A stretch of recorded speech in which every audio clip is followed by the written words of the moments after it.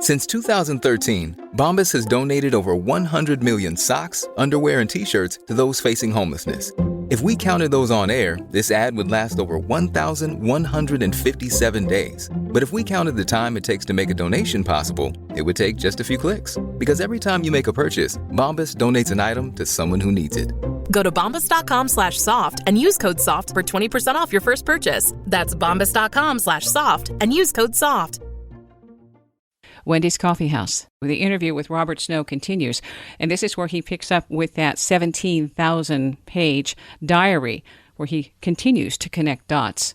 Also some fascinating stuff with paranormal encounters. They got to the house, he saw a woman run out yelling, and behind her, a ceramic plate come after, flying after her. And he thought, oh, good, boyfriend and husband's mad, they're fighting. So anyway, he got to the woman, and she said, the house has gone crazy. He said, excuse me? She said, the house has gone crazy. So him and the two other officers arrived, and the three of them went in the house, and they said things just fly off the wall. The pictures fly off the wall and crash. Said they had a big boom box on top of the shelf. It flew off and just crashed in the floor. Now the officers were pretty scared. They didn't know what to do. They backed out and called the chaplain. The chaplain came there and tried to pray over it. Nothing. Apparently nothing happened. So I didn't realize that apparently every Roman Catholic diocese has someone, a priest who specializes in this sort of thing. Apparently they called him to the scene. He did some kind of ceremony, and it stopped. Past lives. Some people are able to connect the dots. Robert Snow is one of those people. Portrait of a Past Life Skeptic, the true story of a police detective's reincarnation. Talks about before, when he really didn't believe in any of this stuff, and after, when he did, and then the fallout came in terms of his personal life. We pick up with the 17,000-page diary that he read, front to back. What do you do with 17,000 pages? But I found, interesting enough, included on one of the microfilms was a typed autobiography he'd written, and also someone had exerted some reasons several pages of his diary and typed them. So I thought I'd read that first. The autobiography wasn't much value, except because he started in the mid of the 1970s. He was living in Santa Barbara then, and he was sick. He had endocarditis. He didn't know it at the time, but it's an infection of the heart valves which makes you ill. So I read the autobiography. Again, it only took him up to about age 21. But I also got to the pages somebody had taken out of some reason. I have no idea. They took the pages out and typed them. And on one of them, he said that he had spent a summer. He went to art school in Paris. His dad had paid for him to spend 5 years in Paris at an art school. And he was roommates with famous American painter John Singer Sargent. But anyway, he talked about being on a summer vacation from there, that he lived in Venice, on burnt eggs and wine. So again, it's one more confirmation. It's starting to get scary. Also, I found out reading this, and he had no children. That actually, this is kind of interesting.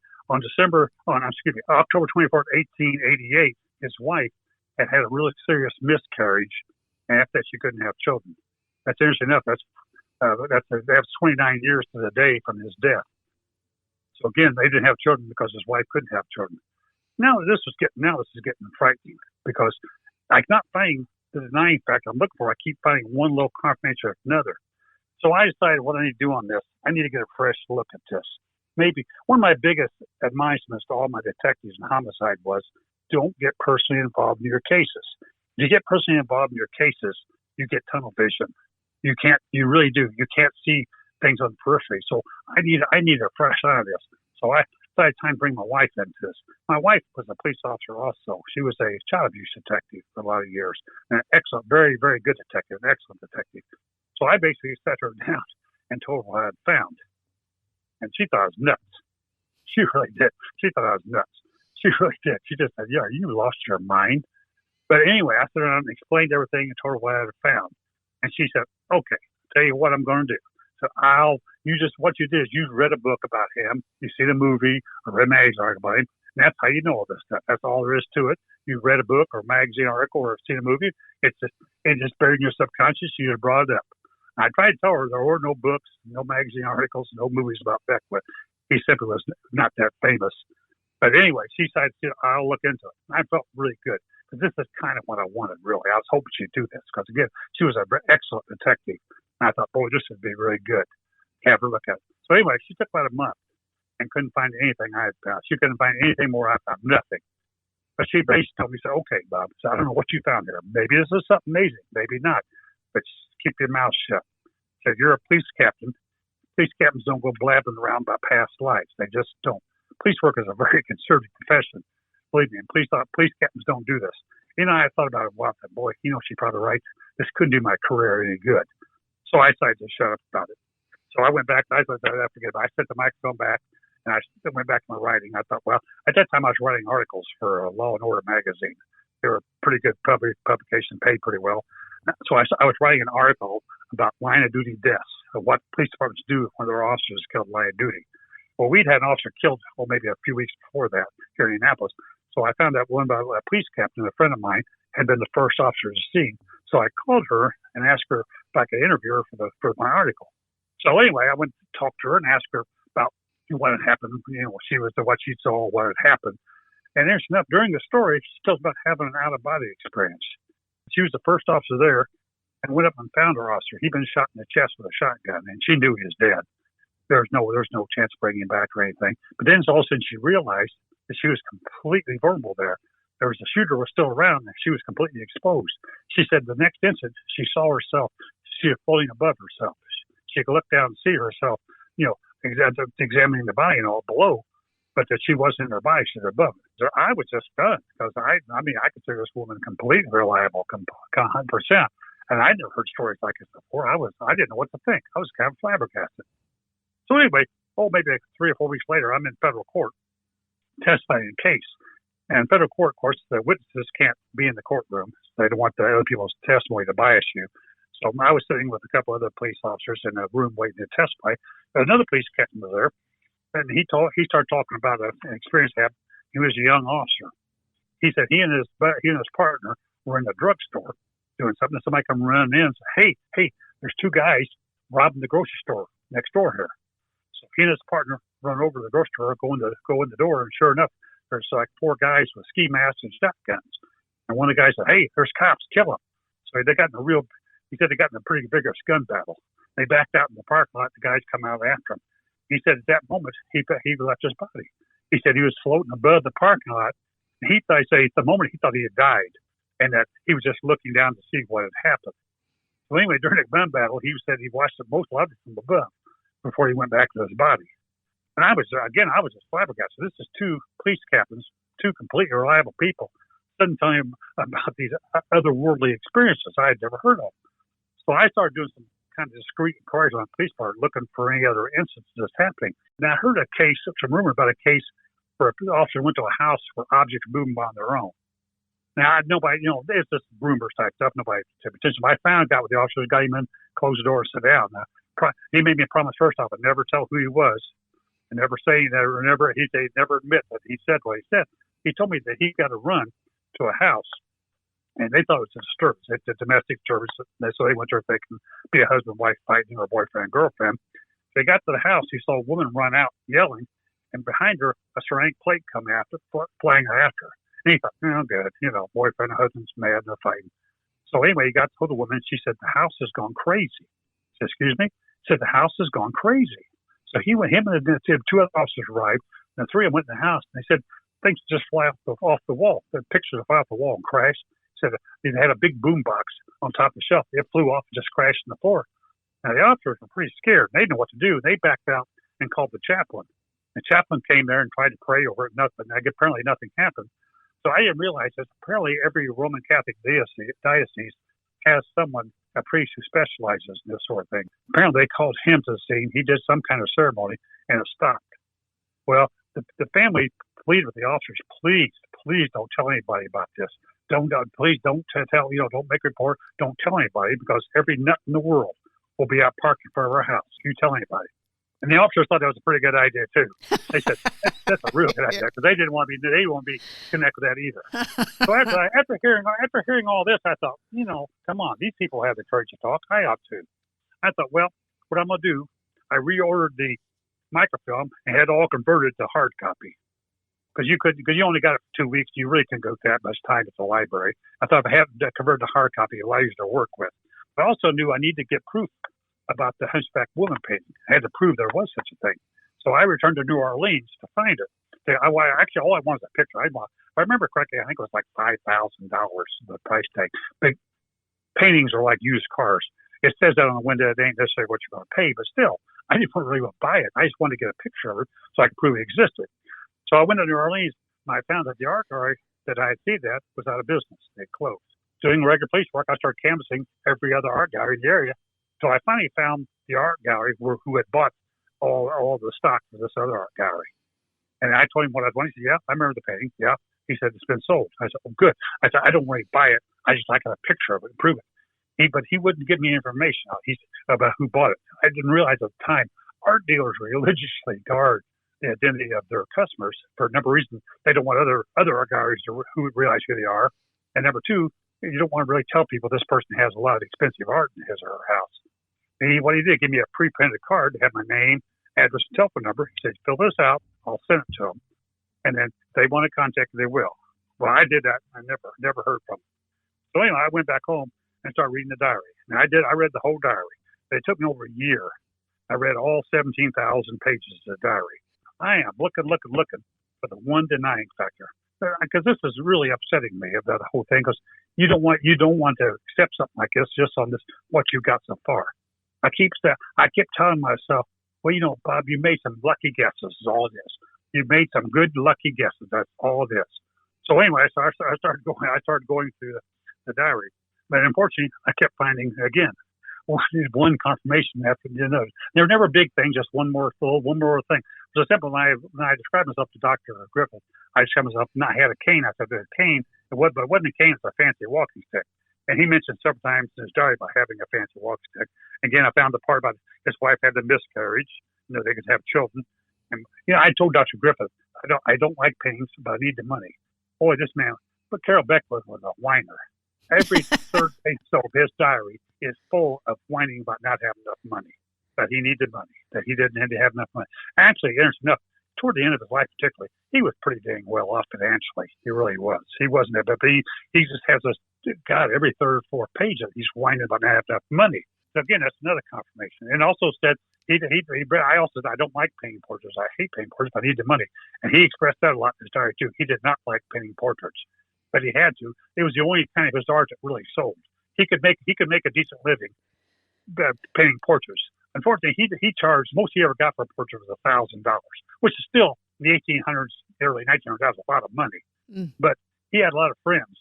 John Sargent, who was his roommate for 5 years in Paris, was making $25,000 a painting, and they had them lined up.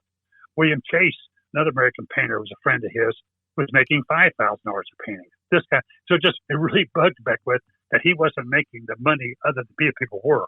But again, he could paint you a competent portrait, but he wasn't a great artist. He just wasn't. So anyway, I keep reading this, and I found in the diary a number of places where he talked about his wife playing the piano, and they had a piano where he lived, and also they had a summer home up in the Catskills. It showed how poor he was. They owned a summer home in the Catskills. He had a piano there. But also got to the point he described his studio, and he said it had a sky. It was filled full of unsold paintings, and there was a skylight above and a wall of windows to the right, which is exactly the way I described it to her. Now I'm really getting unsettling. And of course, there's all kinds of descriptions in the diary about him drinking wine. He was a lover of wine. He said a lot of people found that kind of unusual because in these days men mainly drink whiskey. But he said he developed a taste for wine when he was in France. So anyway, I got to keep finding it. I'm still looking. I got to find that one denying factor, but I never did. Finally, what happened, the one that probably pushed me over the edge and made me realize this is real. This is not something I made up. This is real. Is on December 5th, 1886. I told you at the very last of my regression, before I went to the next scene, I said, she died of a blood clot. Doctor said she died of a blood clot. Now, I didn't know who he was talking about, but I know who this woman was. She was really important because I could feel his terrible sadness that he felt about this. So after reading his diary, I knew there would be one or two people, his wife, who he loved dearly, or his mother, who he really loved. He'd always wanted to be an artist from his youngest age. And his dad, who was a retail grocery seller, he told him, I didn't know any better way to starve to death than being an artist. His dad did not approve of him being an artist at all. But his mom had. His mom bought him his first painting, and his first canvas and easel and everything, and encouraged him. and he loved his mother dearly. Well, when I got to December 5th, 1886, he wrote his mother had died in church of a stroke caused by a blood clot. Now, there's a lot of things you can guess by life. A lot of things you can guess. You ain't going to guess what his mother died of, what a woman important in his life died of. This is probably one that pushed me over the edge. It's like, okay, Yeah. this is real. This is really real. And then it's the interesting part. That's not the hard part to accept. That's not the real hard part to accept. Okay, this was a real regression to a real man's life that I have in my mind. I have it somewhere in my mind. That's not the hard part. The hard part is accepting what it means. Because what it means is everything I've ever experienced in my life is wrong. The way I look at the way the world, the universe works is wrong.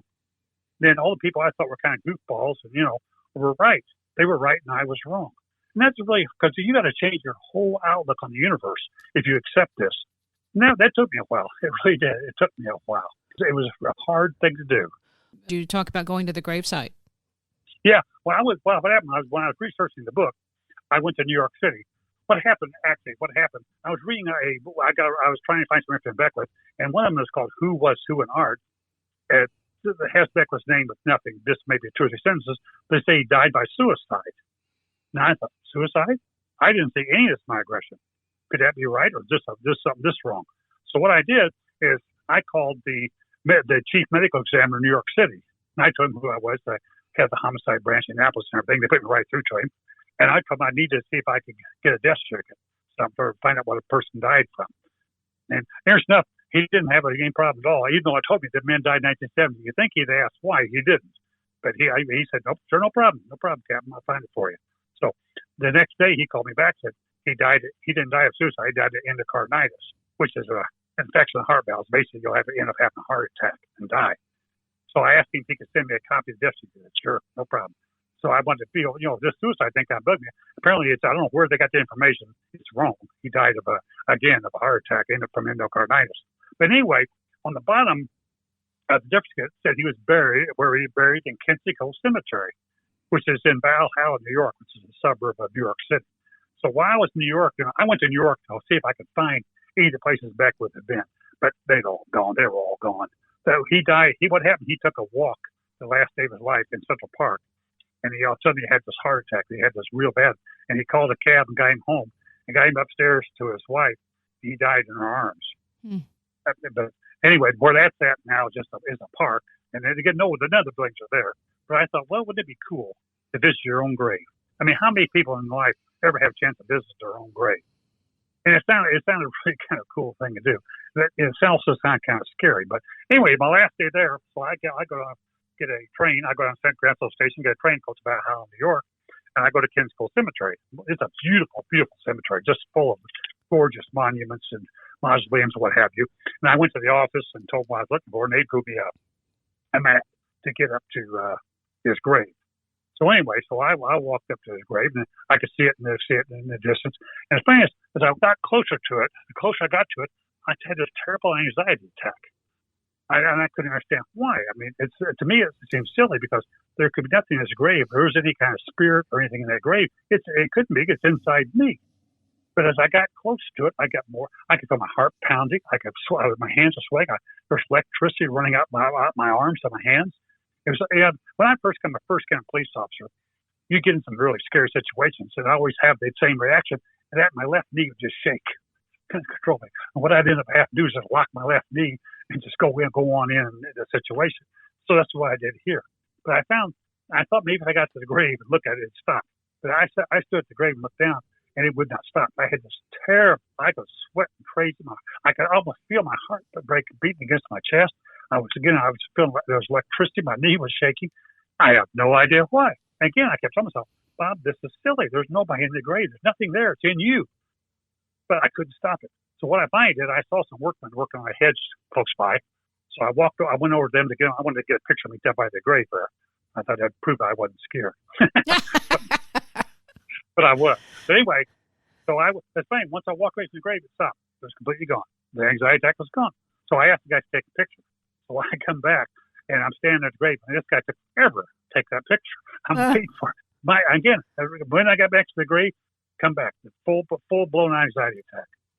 I've had a lot of people try and explain to me why this probably was. I don't know. I just don't think you're supposed to do this. For some reason, I don't know why. I have no explanation for it.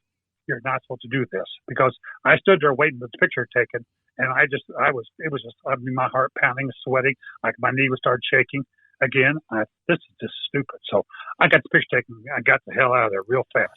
And I have no idea why it was. For me, there's no explanation. Other than the fact maybe you're not supposed to do this. A lot of people ask me, says, what does this all mean? That's kind of the problem where I'm concerned. People say, what does this all mean to the overall? Is that I was a police officer. Okay, my job is investigation. And that's what this job was. That's what this book is all about. To explain what it all needs. I'm not a theologian or I'm not a philosopher. So I really can't explain. I basically tell everybody who wants to know what it means, you have to leave it up to the philosopher and theologians. I can only tell you what I found, not really what it means. Portrait of a Past Life Skeptic, the true story of a police detective's reincarnation. Wendy's Coffee House. Part 2 of my interview with Robert Snow, the police detective who found out he had a past life. All the dots connected. Having done all of this, how has it changed you? It kind of gives you a better view of the world. When I was in homicide, you quite often go to murders of either teenagers or even younger people, sometimes infants, sometimes young people. And you think to yourself, what was the point? If you accept the Judeo-Christian view of the world where you only get one life, what was the point of this person's life then? I mean, they're alive for a year, a couple of years, 4 or 5 years, maybe 10, 12 years, then they die. They never got a chance to grow up, do anything. So what was their point? I mean, but now, if you look at the reincarnation point of view, this is just one of dozens or hundreds of lives. So that it doesn't mean as much. And then also, that a person doesn't really die. You come back again. I mean, you may have had a short time here, but you'll get another life. You'll get another life right after this one. And more than that, there's an innate fairness to reincarnation. I mean, I always wondered now, if you got two babies being born, you got one to a crack addict and one to an upper middle class woman with a nice home and everything. How does God decide who gets which baby? Does you like this soul better than this soul? How do you decide that? But if you believe in reincarnation, it's easy. Everybody gets their chance to be Donald Trump, and everybody gets their chance to be an untouchable in Calcutta. It's spread evenly. So it's not completely unfair, because you see people who are born with disabilities or real serious disabilities. You think, how is that fair? The person gets one life, and they're going through life with a really, really terrible disability. Is that really fair? It is if you figure that's just one of hundreds of lives. That maybe everybody has to go through that. So to me, reincarnation really makes the universe seem much, much fairer than my previous belief system. I think so. When you were between, you're talking about being in the fog. Was there any sense of having a choice over the next, or were you in that too? No, I was just at that time. Again, I wanted to cooperate with Dr. Carroll. I don't know if you could or not. If you could have gone somewhere else or not, but I never tried. Because I'd made my decision. I was going to show Kathy Graven how silly this all was. So yeah. I was going to cooperate. Yeah, that often how things backfire. But I thought, maybe that I would do everything Dr. Griffith asked me to do. That way you couldn't say, well, you didn't follow instructions type thing. So I didn't really try. But again, I found, though I didn't do a couple of times, she told me to do things, I didn't do them. Because you're not that much under control. When you're in hypnosis, you're not really, nobody can make you cluck like a chicken or stuff. They really couldn't. Yeah. But I one time told me to leave the party. I stayed there a while and enjoyed myself. I was enjoying myself. And then told me to go into the light. I didn't. I wanted to fly to that mansion and see my painting. So you're really under control yourself. Now, I don't know if you could have gone to a different, I suppose you might be able to, but again, I was trying to cooperate so I could show them how foolish this all was. And so did Kathy hear the tape? Yeah. Yeah. And her response? Oh, well, yeah. I called her afterwards. And it's kind of, I'm trying to, do damage control here. So, well, I don't know. It was interesting. I'm just not sure type thing, Since that time, we've come to much clearer, logic that I was obviously hypnotized in a past life. I have finally admitted that to her. Yeah, and thank her for the two books. Yeah, I'm also glad that I really did. It was a fascinating experience. Again, for a while I thought this is the neatest ride ever in any amusement park I've ever been on. I had no idea it was that real. It was real, but again, it was amazing. Yeah, it sounds like it from listening to you as you're in it, saying that you could see the veins of the leaves on the trees. It was, that's that clear. detail. When I could feel a breeze blowing my face, I thought that was the air conditioning. But when I actually come to the first time as a painter, I was walking down the street of this 1800 or 1800 city. I could feel the sun on me, and I'm sitting in a closed office. This is a closed, darkened office. Now, I had no idea where that came from, but I could actually feel the sun on me, and I had no idea. Now, I just thought, I thought at the time, I thought, boy, this hypnosis is really something. It's making, I thought that's what it was. The hypnosis was to make me imagine I felt the sun on me. Mm-hmm. Okay, for the books, you've written 20-some books, and these are there are several that are all based on law enforcement. I'm looking at one on SWAT teams stopping a stalker, and so there's a lot of variety there. But there are 2 books related to this. Yes, the book "Looking for Carroll Beckwith" basically tells this what I've told you. The other book, "Portrait of Past by Skeptic," tells the same story, but also what happened afterward. This did not turn out well. As my wife had warned me, this would not turn out well at the police department. She was right. It did not turn out well. It really didn't. The command staff was not amused, put it that way. And when I was in homicide, I took over homicide. We had a record number of murders the year before, and we hit our all-time record. So they transferred the captain out and put me in. It was, being a captain homicide is like being a football team. If your football team does great, you stay as the coach. If it does bad, they don't get rid of the players; they get rid of the coach. Well, the same way with homicide. If you get in, the murders are looking low and the clearance is high, you stay in. When they start going the other way, you're out. But I was there, and that was interesting because I was there for quite 6 years, and every year the homicides went down, our clearances went up. But once this came out, I was transferred out of homicide and put into a job they put the captains in just before they retire. It was the central service desk where the people come to get fingerprinted and get cases of police cases and all that. It's basically a place they put captains who are going to retire soon, which was the message I was supposed to get. And it didn't go well for my writing career. My agent had warned me that if I publish this, that a lot of publishers are not going to take me serious because all the books I'd written before this and written since were all about police work, SWAT teams, self-protection, child abuse investigation, this kind of thing. And then she was right. It was 6 years I published a book before I got another contract. I was getting a contract every year. Before this, I was getting a contract every year for a book, different law enforcement books. It was 6 years before I could get another contract. And again, like in a lot of things, you're right. My agent was right. The publishers didn't. The problem is, you publish a book like this, they don't take you serious, and so they're afraid people wouldn't take them serious any more police books I wrote. But like anything, time fades all kind of memory. So after about 6 years, I was able to start getting published again. Well, I think part of it is the landscape is different now. There are more people talking about this who have had out-of-body experiences, near-death experiences, and reincarnation experiences. One of the guys I spoke with, Alex, I have an interview with him where he remembered being a Nazi in a past life, and he went through, did exactly what you did, line by line, item by item, figured out what made sense and where things tracked, and he tracked it, and it was like mind-blowing because that's the last thing he wanted to find out about his past. Believe me, the way it turned out at the police department and my Ranger, it's the last thing I wanted to find out. I was just determined from the first to disprove this. That was my whole goal of my investigation, was not to prove it, not to validate it, but to disprove it. Because again, it's a big step to have to change your whole worldview. It's a huge step. Well, and plus, if you can do somebody else a favor by saying, hey, this stuff is nonsense, you can get them, have a preemptive move there to say, don't do this. It won't help you. But when you find out it's real, well, then other people who are going, I've had these weird imaginations that it can't make sense, but they all seem to be coming true, in terms of having a past life. It helps them psychologically to know that, all right, sometimes this does happen. And you basically draw out a framework for how to track it and say, don't jump to conclusions. Wait, don't get anxious, and don't I guess, predispose something toward, okay, it's real. You're going, wait, no. Let's just step back and add a few more dots. And that's what you do. It's easy sometimes to jump to conclusions. I know that you got to warn your detectives about that a lot. It's easy when a little bit of proof comes in to jump one or the other, but you don't want to do that. You want to wait till all the evidence is in before you make your decision. So it's a hard thing to do at times. Throughout this, the one thing you are constantly battling and bringing up and saying, it was so frightening. What was that about? Well, I mean, come on.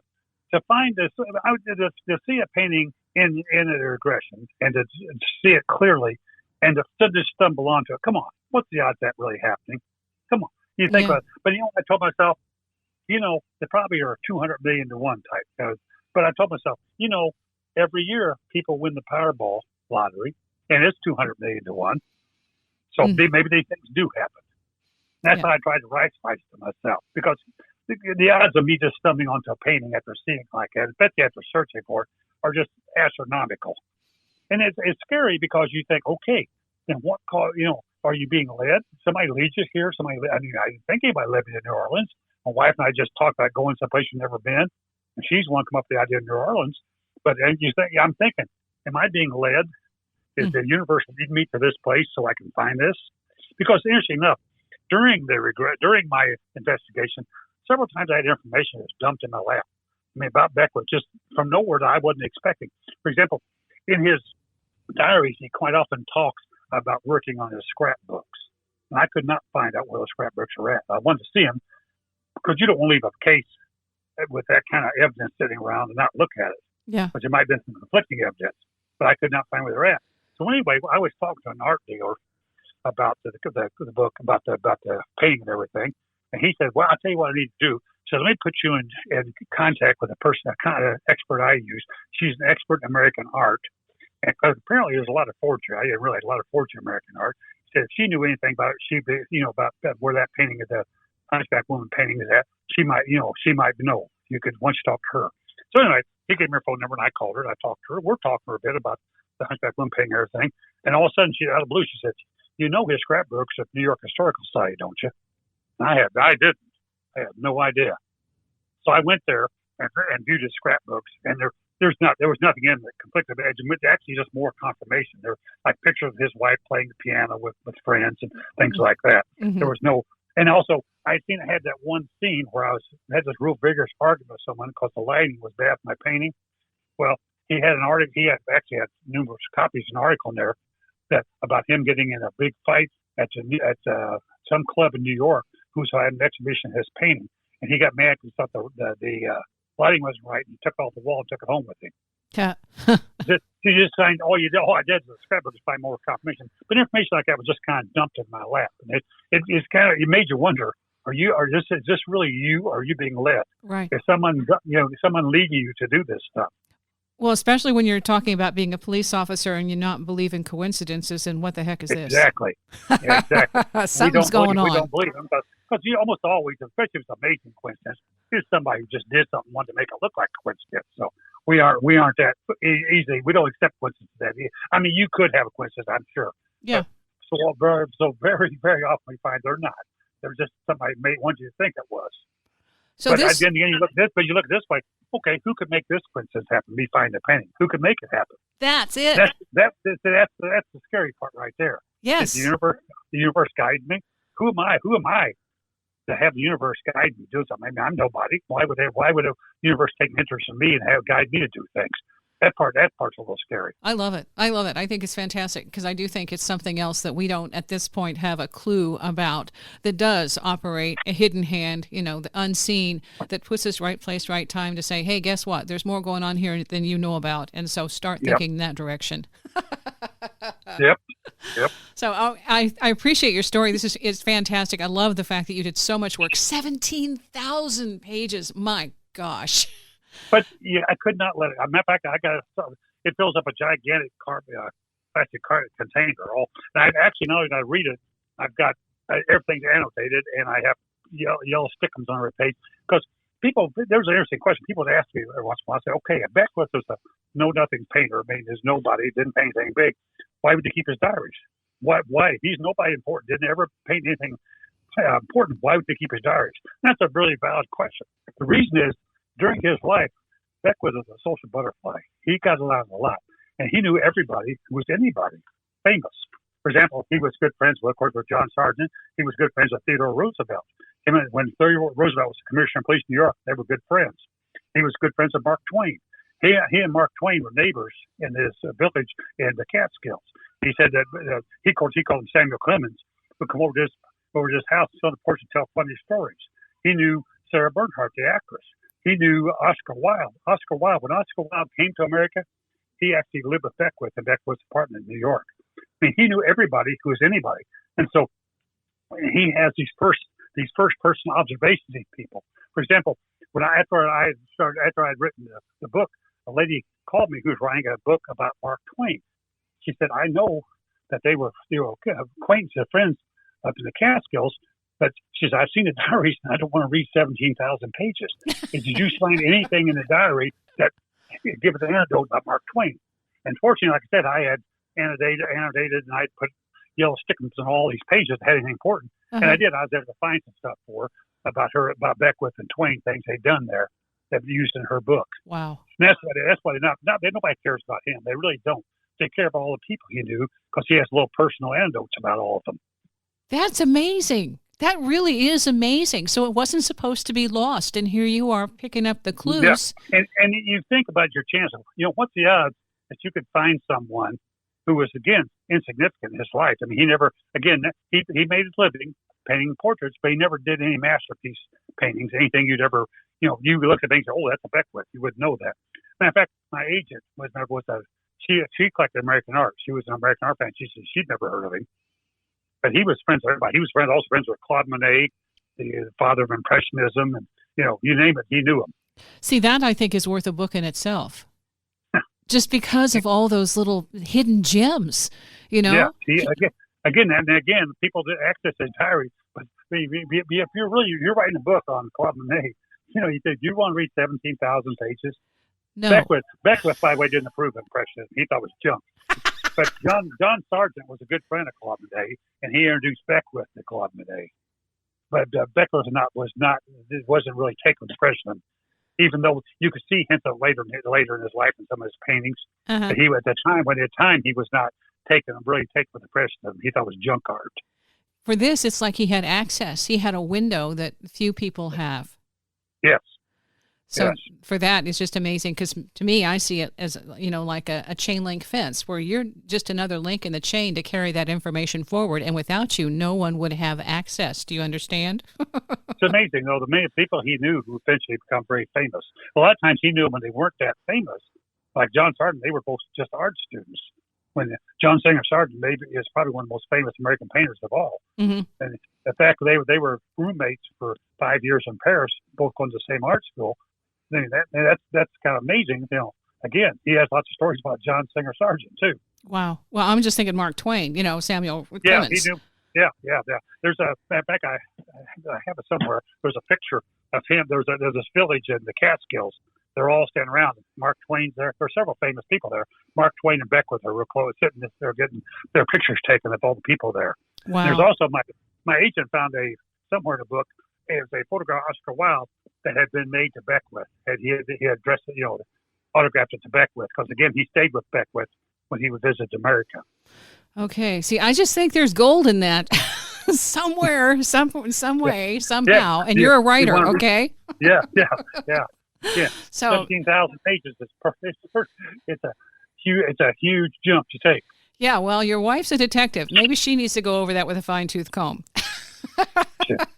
And say she is still not hot on this either. Yeah. She's like, okay, we're done. Move on.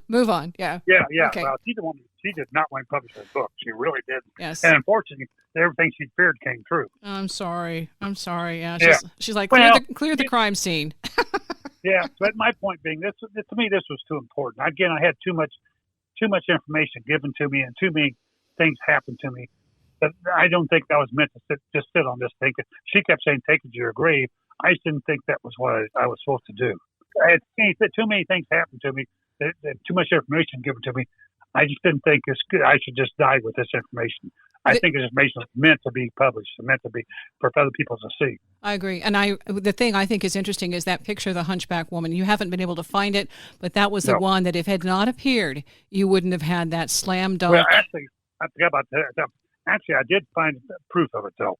In his diary of 1912, Beckwith makes 3 different mentions about painting the portrait of the hunchback woman.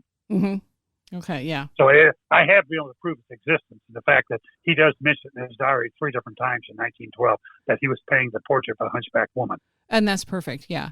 I think I meant you didn't find it as in terms of it's out there in a collection somewhere, but the fact you saw it at that amazing time when you guys took the trip to New Orleans is phenomenal. I think that's when you could have, stepped back. If it hadn't happened at that point, you'd still be obsessed.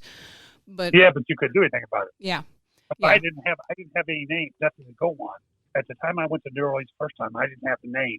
All I had was my vision of the painting and some information about this painter. I had no idea who he was. Getting the information from the art dealer made the whole difference in the world in the case.